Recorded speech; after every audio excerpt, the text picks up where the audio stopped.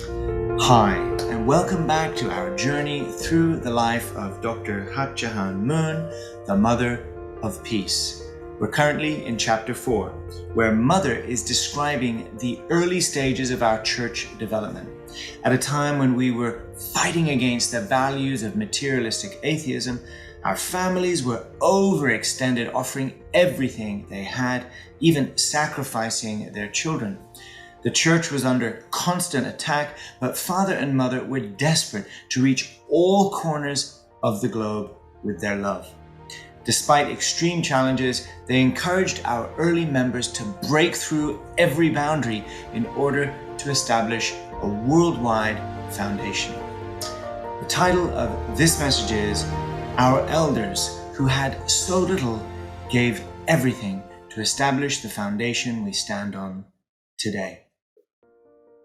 For many years in Korea, whenever our members gathered, sooner or later, a lively discussion would take place about our movement's strategy.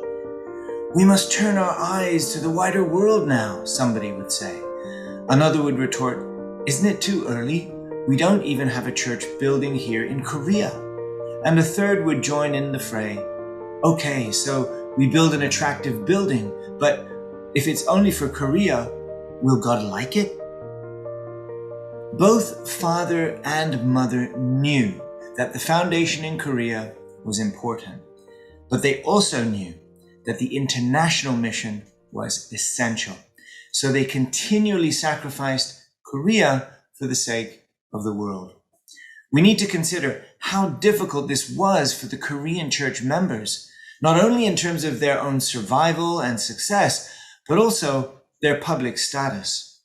Their humble appearance attracted constant ridicule from the Korean people. Up until the 1980s, we could not present to Korea even a single decent church building. Our members might have wished to have a place where they could gather with guests and comfortably hold services, but it was not to be. People ridiculed us, asking why we and our members kept talking about restoring the world when we didn't even have a decent church building. From a humanistic perspective, they had a point, but they did not know the principle. Our church was created for a higher purpose, and we put working for humanity and the world first. The salvation of the world took precedence over our task in Korea. True parents should have been given the world stage. They should have been able to fly in the fastest luxury jets with royal military escort whenever they pleased. But they were forced to carve new pathways as if traveling on foot through a worldwide jungle of distrust and misunderstanding. It wasn't easy for them, and it wasn't easy for anyone who joined them. It was as early as 1958 and 1959 when the first missionaries left for Japan and America. At a time when the church foundation was so small, it was an unthinkable move. Nonetheless, the commitment of true parents and those early members was unshakable. And by the mid-1960s, there were missionaries in several countries around the world. To encourage them, True Father set out in 1965 on a 10-month world tour, establishing holy grounds. He traveled with a few members, state by state, country by country, consecrating special places to strengthen the foreign missions and the members serving there. Soon, the number of missionaries to South America, Europe, and the Middle East increased. And by the 1970s, the divine principle had spread to tens of thousands of youth in over 30 nations throughout the world. However, with each step forward, opposition would hit them back like a hammer. For true parents and those early members, it seemed as if the whole world united to destroy them. But they never gave up. Our movement was like a roly-poly toy. The persecution hit us and we bounced back.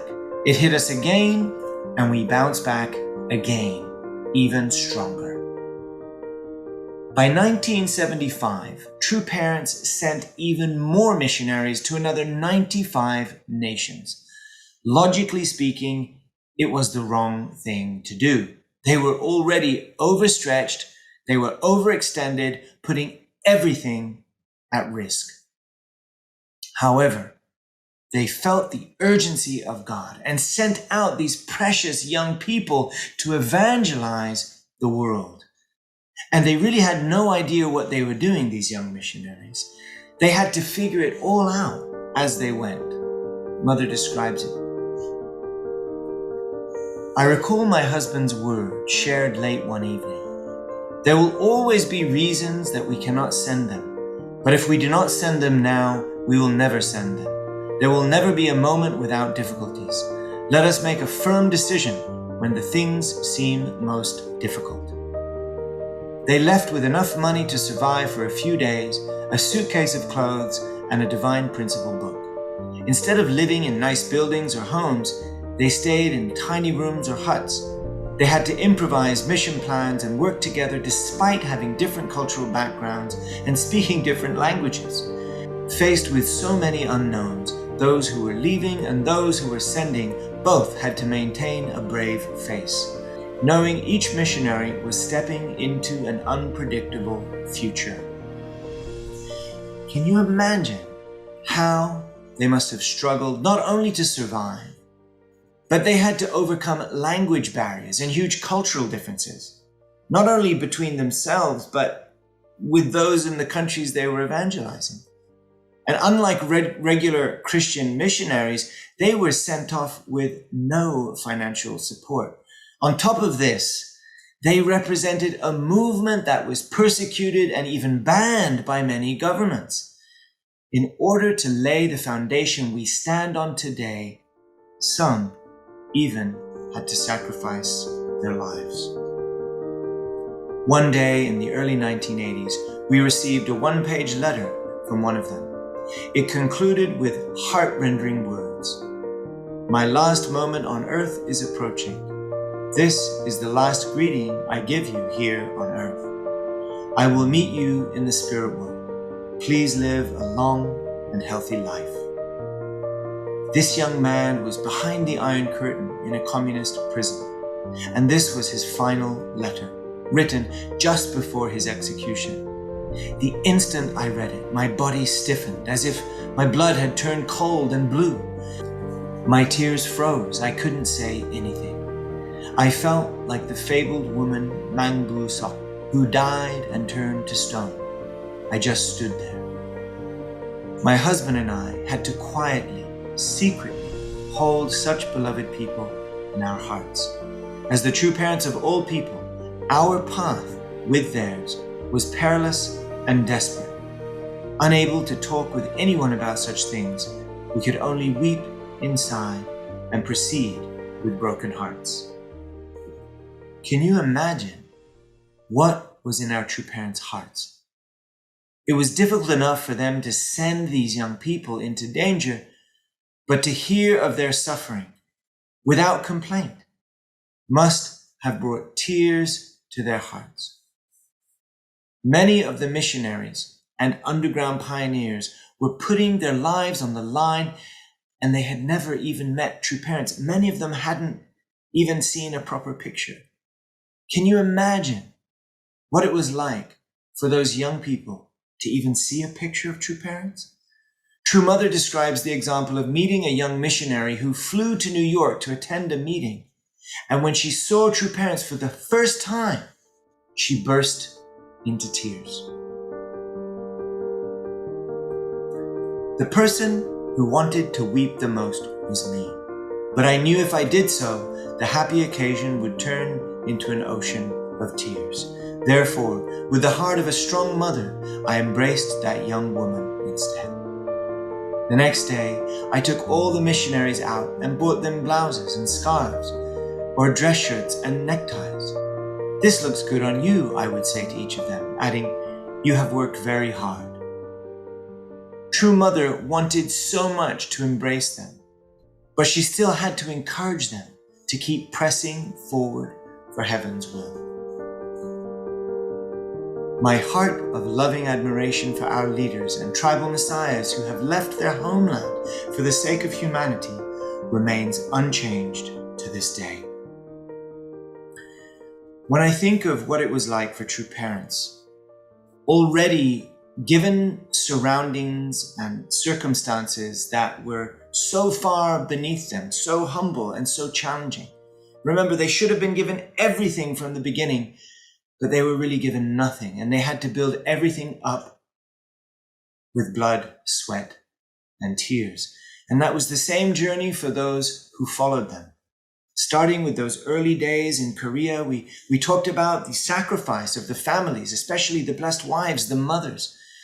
And now we are thinking of those missionaries who went out of their home countries to foreign lands. Surely they didn't even speak those languages. They themselves were probably only 1 or 2 years into the movement, only just recently discovered the divine principle. And yet they were putting their lives on the line. They were saying goodbye to their own parents, goodbye to their own friends, goodbye to their own nations and hometowns to go out and evangelize an incredible message about incredible people, and yet representing a movement that was literally under attack.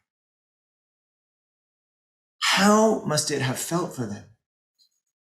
And what it makes me think about is ourselves today.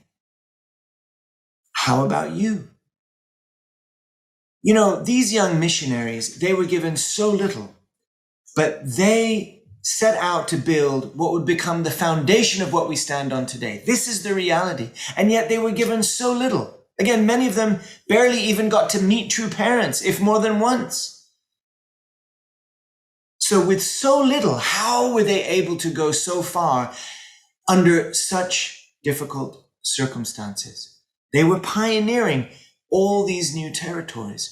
The reason I bring this up is because it's the same for us today. No matter who you are, no matter what it is, perhaps there's some new mission that we've been given, there's some new territory that we need to pioneer. Surely we can have that same kind of confidence. We've been given even more than they had. Surely on the foundation that we've been given from their sacrifice, many of their lives haven't been given. Surely we can do even more, right? With that kind of mindset. And I think about the heart that true parents had for them, how much true parents were crying in their own hearts because of the suffering that unfortunately those missionaries had to go through. This is what it took. And now we stand on this incredible worldwide foundation, brothers and sisters. So let us remember our elders and what they gave. And let us look into the heart of our true parents. Look into the heart of our true mother as it's described here, how much she loved them, how much she was concerned over every detail, and yet still she had to push them back out. She didn't even want to show them one tear for fear of maybe shaking their hearts or making them unstable. She wanted to show them the stable, grounded, confident love of the true mother of humanity. She didn't want to break down in front of them. But I wonder how mother prayed in her prayer room, how her tears wet her pillow every night. The true mother of humanity must feel even more agony to see her children suffer, especially when they are sending them on those missions. So we got to think about this today, brothers and sisters. No matter what particular mission you've been given, we've all been given the mission of becoming, perfected individuals, heavenly blessed families, and heavenly chombo families. Yes, this is our mission. And in that, many of us have a unique role to play. So what I want to do today is encourage you to feel confidence that you've been given surely so much more than I've been given so much more than our early missionaries and our early pioneers were given. I know that I can. I know that I will do even more with that has been given to me thanks to their sacrifice and, of course, the sacrifice of true parents. Let us recognize true parents' love for us, true mother's love for us right now. Right now, she knows the challenges we're facing. In Asia Pacific 1, she knows the challenges we've been facing. And yet she loves us confidently and joyfully in just the same way that she clothed those early missionaries to say, you're doing great work, keep on going.